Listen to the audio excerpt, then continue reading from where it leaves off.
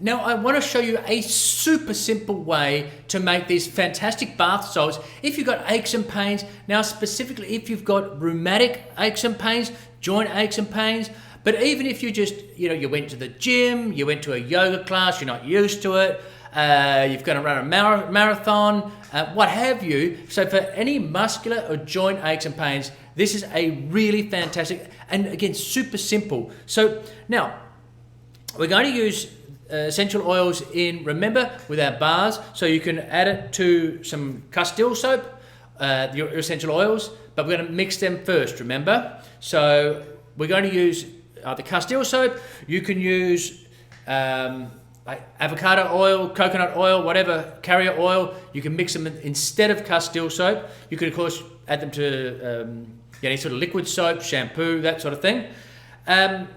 If you've got skin conditions, flaky skin, you might want to be using, avocado oil is really nourishing. It's fantastic for stretch marks, scar tissue. It's very regenerating for the cells.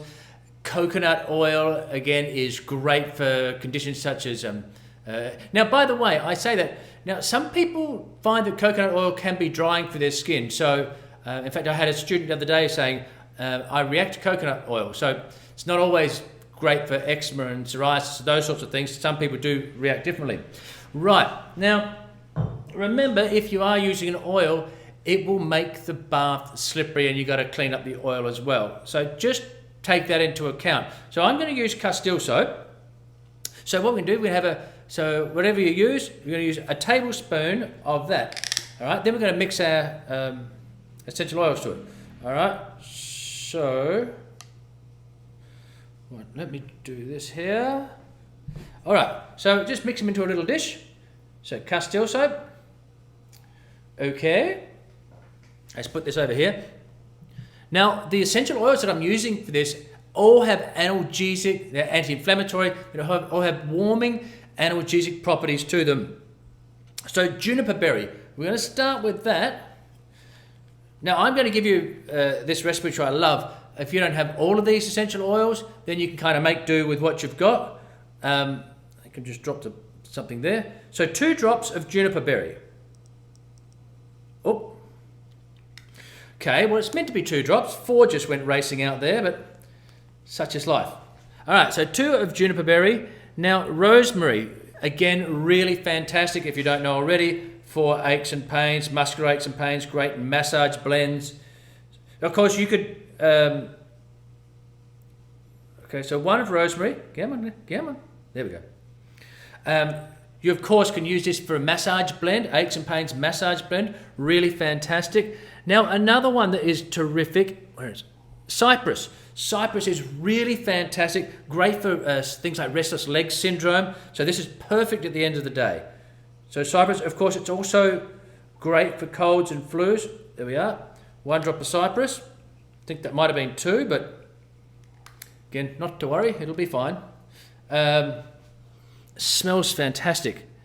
And then our old friend lavender, and we're going to put lavender in there. Again, it's got analgesic properties, antispasmodic, anti-inflammatory. So 1 drop of your lavender. There. So that's it. Into that, Castile soap, or as I say, if you've got it into oil, and then you mix him around. And then what we're going to do is we're going to add... Now you can use your pink Himalayan sea salt, dead sea salt, normal salt, whatever you like. So we're going to add 2 tablespoons of sea salt to that mixture. So, because now we've got our essential oils mixed in with our shampoo and what have you, so there's not be worried about globules. All right, so I'm just bear with me. I'm going to do it down here, so it's going to be a bit tricky. So I get 2 tablespoons. All right. Okay. There we go. All right, I'm back. So, as you can see here, this gorgeous, gorgeous, gorgeous bath salts blend. Now, of course, you could use Epsom salts as well. But this is I just want to show you a super simple, So good.